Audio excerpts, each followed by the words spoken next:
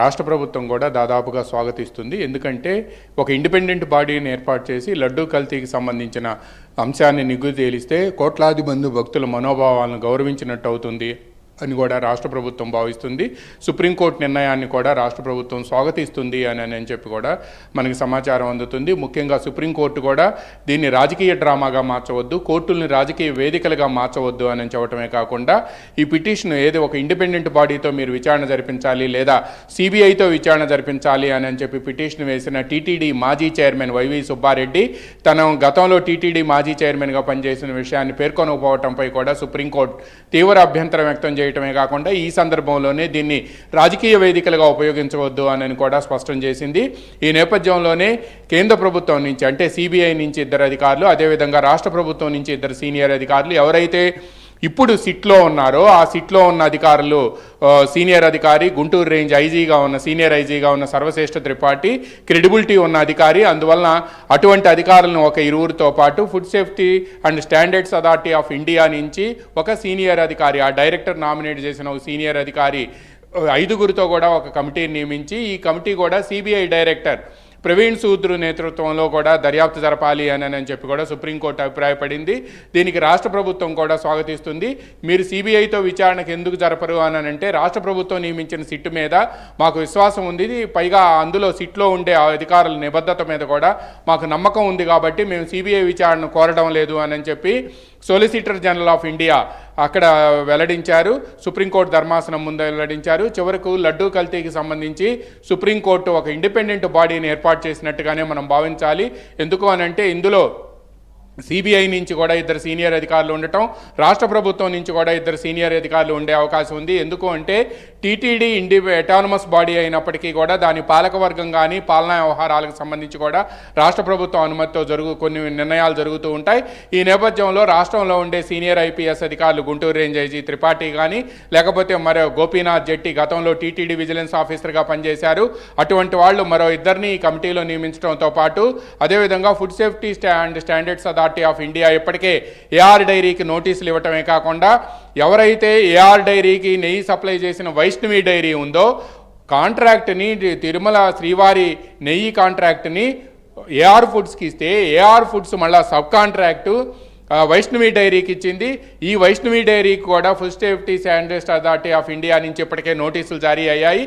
అందువలన అటువంటి సంస్థ నుంచి కూడా ఆ డైరెక్టర్ నియమించిన ఒక సీనియర్ అధికారి ఉంటే తప్పనిసరిగా తిరుమల శ్రీవారి భక్తులు ఏదైతే కోరుకుంటున్నారో లడ్డూ కల్తీకి సంబంధించి నిగ్గు తేల్చాలని కోట్లాది మంది భక్తులు కోరుకుంటున్నారో ఆ కోట్లాది మంది భక్తుల మనోభావాలను గౌరవించినట్టు అవుతుంది అని కూడా రాష్ట్ర ప్రభుత్వం భావిస్తుంది. ఇది దేవుడికి సంబంధించిన అంశం కాబట్టి ముఖ్యంగా ముఖ్యమంత్రికి చంద్రబాబు నాయుడికి తిరుమల శ్రీవారి ఎలవేల్పు. అందువలన ఇటువంటి ఒక ఇండిపెండెంట్ బాడీ ఉండి చేస్తే అది రాష్ట్ర ప్రభుత్వంపై కూడా భవిష్యత్తులో ఎటువంటి నిందలు ఉండబోవు అని చెప్పి ఇప్పుడు ఏదైతే కొంతమంది కావాలని చెప్పి ట్రోల్ చేస్తున్నారో అది అంతా కూడా నిజం కాదు అని చెప్పి సుప్రీంకోర్టు ధర్మాసనం ముందు తేలింది. దీంతో పాటు కల్తీ అంశం కూడా చాలా సీరియస్ అని దీనిపై తప్పనిసరిగా విచారణ జరపాల్సిందేను అని కూడా సుప్రీంకోర్టు అభిప్రాయపడిన నేపథ్యంలో అసలు కల్తీ జరగలేదు, లడ్డూలో కల్తీ జరగలేదు. ఎందుకు అని అంటే జూన్ 6వ తేదీకి ముందు వచ్చిన 4 ట్యాంకర్లు ఏదైతే ఏఆర్ ఫుడ్స్ కాంట్రాక్ట్ ఇచ్చారో ఆ ఫుడ్స్ నుంచి వచ్చిన ఏఆర్ డైరీ నుంచి వచ్చిన ఏదైతే 4 ట్యాంకర్ల నెయ్యి ఉందో ఆ నెయ్యిలో కల్తీ జరిగితే ఆ నెయ్యిలో కల్తీ జరగలేదు. అదేవిధంగా 4 ట్యాంకర్ల నెయ్యితోనే కల్తీ జరిగింది కాబట్టి జూన్ 6, 12 తేదీల్లో వచ్చిన 4 ట్యాంకర్ల నెయ్యిలో కల్తీ జరిగింది అని నిర్ధారణ అయింది కాబట్టి ఆ నెయ్యితో ఎటువంటి లడ్డు తయారు కాలేదు కాబట్టి అందువలన అసలు కల్తీయే జరగలేదని చెప్పి కపిల్ సిబాల్ వ్యాఖ్యానించారు. అయితే ఈ నేపథ్యంలోనే ఒక కీలకమైన అంశాన్ని కూడా సిద్ధార్థ లూత్రా అక్కడ ప్రస్తావించారు. జూన్ 6వ తేదీకి ముందు కూడా ఏఆర్ డైరీ నుంచి 4 ట్యాంకర్ల నెయ్యి వచ్చింది. ఆ నెయ్యితో తయారు చేసిన లడ్డూలో కల్తీ జరిగింది అని చెప్పి కోట్లాది మంది భక్తుల నుంచి ఫిర్యాదులు రావడంతో పాటు తిరుమల శ్రీవారి ప్రసాదాన్ని అఖిలాండ కోటి బ్రహ్మాండ నాయకుడు సంబంధించిన భక్తులందరూ కూడా మహాప్రసాదంగా భావిస్తారు.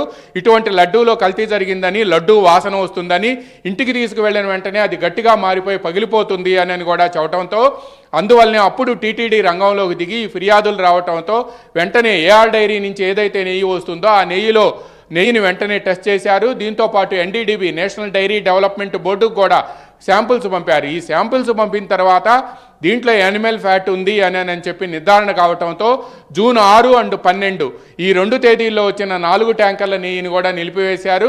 అప్పుడే కల్తీ జరిగింది అని తేలటంతోనే దీనిపై వాళ్ళకి షోకాజ్ నోటీస్ ఇచ్చారు. వాళ్ళైతే మాత్రం ఎవరు కూడా తమ నెయ్యిలో ఎటువంటి కల్తీ జరగలేదని చెప్పినప్పటికీ కూడా ఎన్డీడీబీ రిపోర్టును బేస్ చేసుకొని మొత్తం ఆ నెయ్యి సరఫరాను ఆపివేసి కర్ణాటకలోని నంది డైరీ నుంచి కూడా నెయ్యిని తీసుకోవటం ప్రారంభించారు. పైగా టెండర్ నిబంధనలను కూడా ఏఆర్ఎఫ్ డైరీకి సంబంధించి అనుకూలంగా మార్చారు. 12 క్లాజులను మార్చారు అని 350 కోట్ల రూపాయల టర్నోవర్ నుంచి 150 కోట్ల టర్నోవర్కి ఎవరు కుదించారు అనేది కూడా ఇప్పుడు తేలాల్సి ఉంది. మార్చి 23వ తేదీన ఈ టెండర్లు పిలిచినప్పటికీ కూడా మొత్తం 12 క్లాజుల్ని సవరించడం పైట్ల కూడా పెద్ద ఎత్తున అనుమానాలు వ్యక్తం అవుతున్నాయి. ఆ రోజున్న పర్చేజ్ కమిటీ కానీ, లేకపోతే పాలక వర్గంలోని కొంతమంది సభ్యులు కానీ, లేకపోతే టీటీడీ ఈఓగా ఉన్న అధికారులు కానీ వీళ్ళందరూ కూడా ఏం చేశారనేది ఇప్పుడు తేలాల్సి ఉంది. సుప్రీంకోర్టులో విచారణకు ముందు సిట్ దర్యాప్తు చేస్తూ వచ్చింది, కానీ సుప్రీంకోర్టులో విచారణ ఉన్న నేపథ్యంలో సిట్ అక్కడ దర్యాప్తును ఆపేసింది. ఇప్పుడు కేంద్ర సంస్థ చేతిలోకి వెళ్తున్న నేపథ్యంలో ఎలా ఉంటుందనుకోవచ్చు. అయినప్పటికీ ఇక్కడ రాష్ట్ర ప్రభుత్వానికి ఓరటుగా మిగతా వివరాలన్నీ కూడా సమర్పించేందుకు వీలు